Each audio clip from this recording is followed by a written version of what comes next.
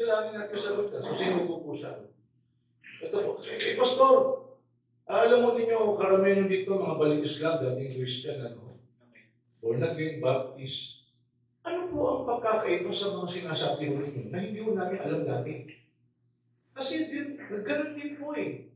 Gusto rin namin maramdaman, ano po ang malaking pagkakaiba mo ninyo?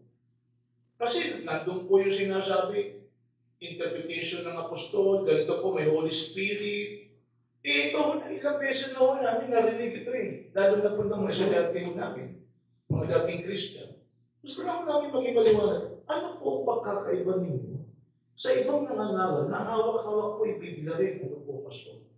So, ilang naman, Pastor, ito pagdagdag ito, kasama ko sa dalawa. Kasi ang pinag-usapan natin, doktrina. Hindi po ba, Pastor?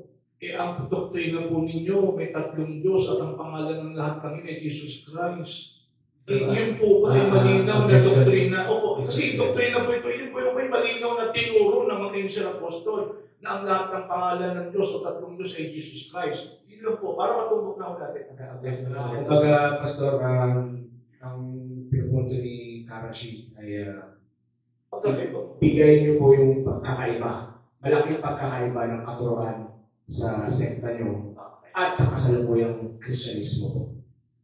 May Diyos ako, yung sinabi ni Karachi na yung aming turo na mayroong tatlong Diyos, yun ang aming kaibahan. Sapagkat kami, hindi kami nagtuturo na mayroong tatlong Diyos. Nangangaral kami, hindi na natin tabi yung pagkatid. Pero sabi nga siya, ano ang kaibahan? Ang sabi niya, nangangaral din ako ng tatlong Diyos. Narinig mo naman. Hindi man ako nangaral ng tatlong Diyos dito. Ang pinangaral ko kaligtasan. Wala kaming paniniwala at walang turo ang mga apostolik na tatlong Diyos. So yan ang malaking kaibahan natin. Monotheist na kami. Okay, so yun yung pagkakaiba. Kasi doon niya dinala yung tanong niya. Sabi niya, marami niya tuturo na nangaral sa tatlong Diyos. Kami hindi kami nangangaral ng Diyos. Sabi niyo nga, doon na tayo pupunta sa private interpretation. Yung nangangaral ng tatlong Diyos, kasama siya doon sa private interpretation. Ang ating pinag-usapan dito, apostolic doctrine and interpretation. Okay, so yun. At least maganda ang palitan, walang masyadong ano. So, maraming salamat po, Karachi, Pastor. Ngayon po, lumayan natin ang ating first stand sa side ni Karachi. Ibigyan po natin siya ng 30 minutes para po sa side niya, and then right after that, cross-examination. So,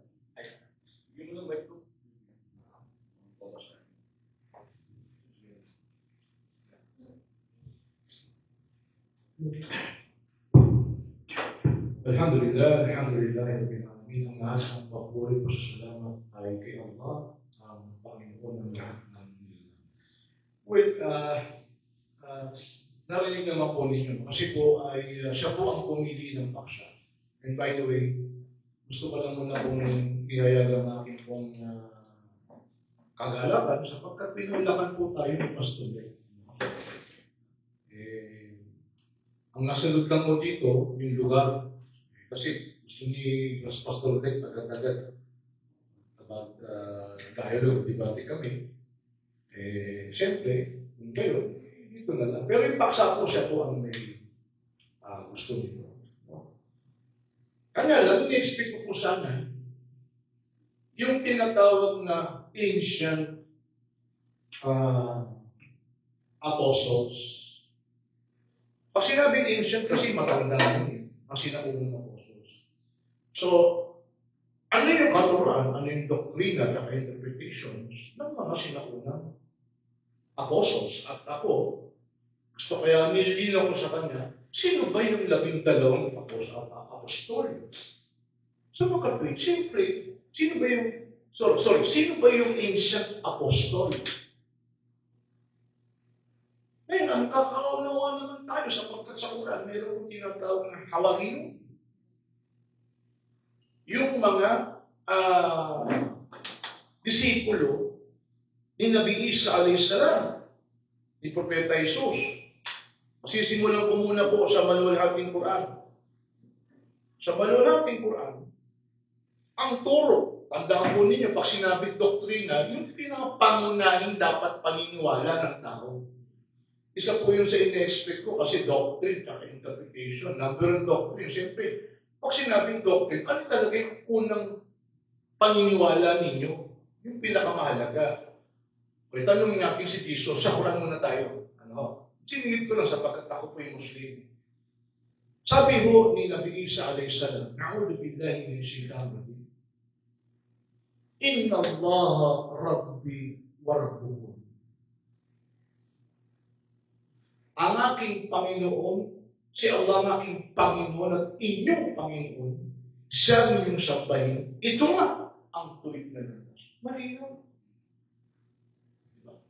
Meron pa sa sinabi ng Surah Al-Ma'idah, kanya Surah Al-Imran. Sa Al-Ma'idah, A'udhu billahi min syaitanir rajim. Faqad harrama Allah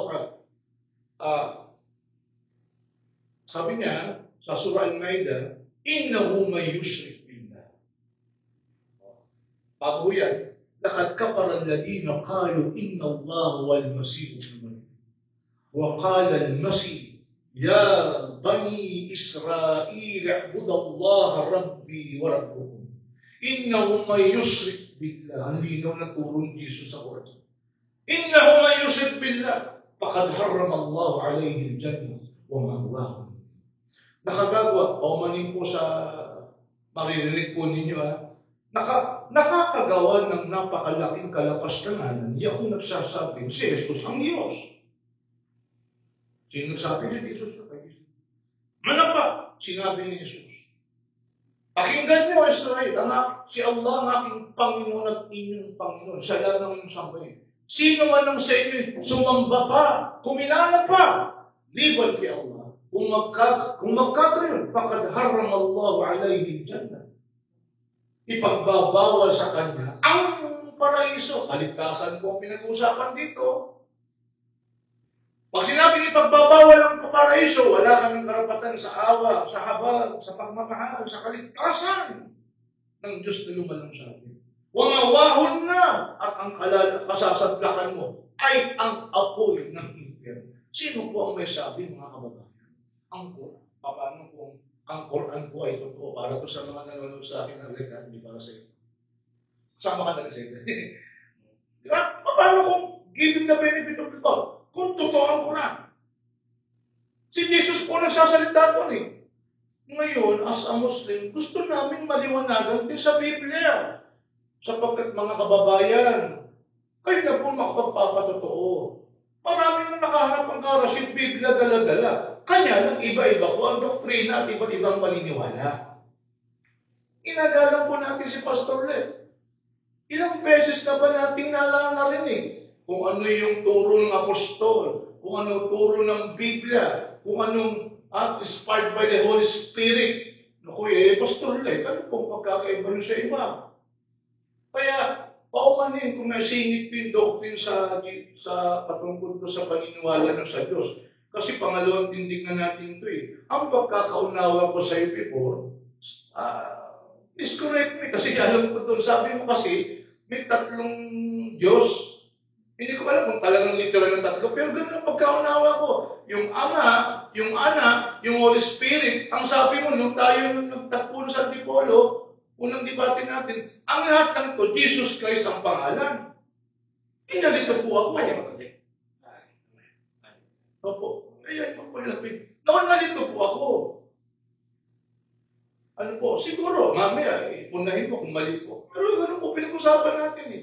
At yun ang doktrina mo. Ngayon, sabi mo, ito yung turo. Ang titindig mo kung ano yung turo, doktrina, interpretation ng ancient apostles. Hinahangat ko na narinig sa'yo kung saan ko mababasa yun. Naturo ng ancient apostles. Ngayon, pag sinabing apostles, malinaw po sa Quran, sapagkat ang mga apostol ni Jesus Christ ay tinatawag na Muslim.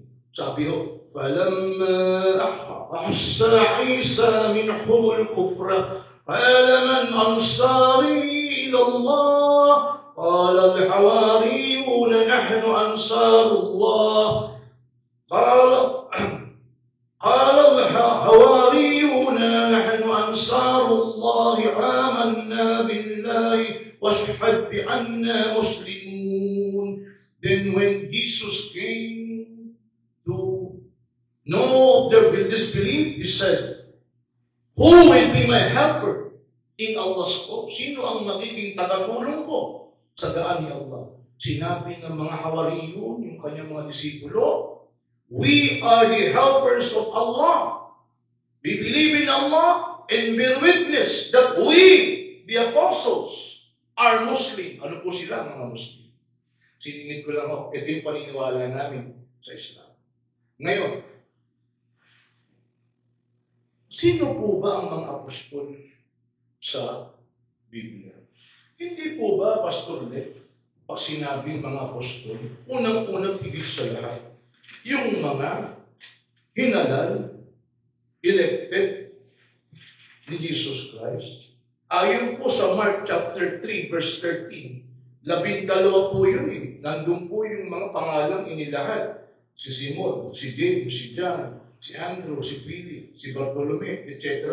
Kasama po si Judas Iscariote. Na pinangakuan ni Jesus maliligtas. Kasama doon. 12 po ito. Palagay ko, hindi naman ako nagkakamali siguro. Ito yung ancient. Ngayon, nagtataka po ako kay Pastor, ang binasa po niya sa akin, ang binasa niya sa atin, naka-emphasis siya kay Pablo. Questionable po sa amin yun. Si Pablo po ba elected apostles? Hindi po siya kasama sa 12. He never met Jesus. He never saw Jesus.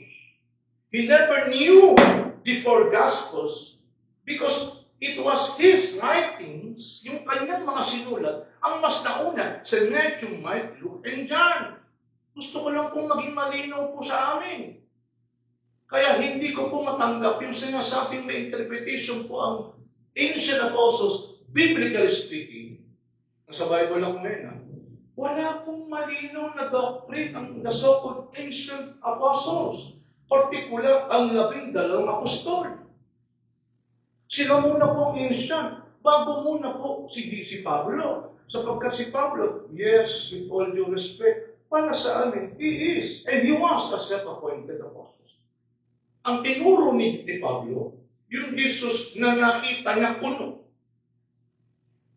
Sino nagpatuturo? Siya. In fact, may conflict pa nga yan eh. Ano po yun? Alam natin, hindi. Pero kasi nung ka nagbatay eh, na sinasabi mo sa amin ngayon, si Pablo ay one of those ancient apostles, which I beg to disagree. Because hindi po siya apostol talagang hinalal ni Jesus Christ. Kapag pinasa po niyo mga kababayan, I challenge yung mga kababayan na nagbabasa ng Biblia. Basahin po natin ang Gawa 9.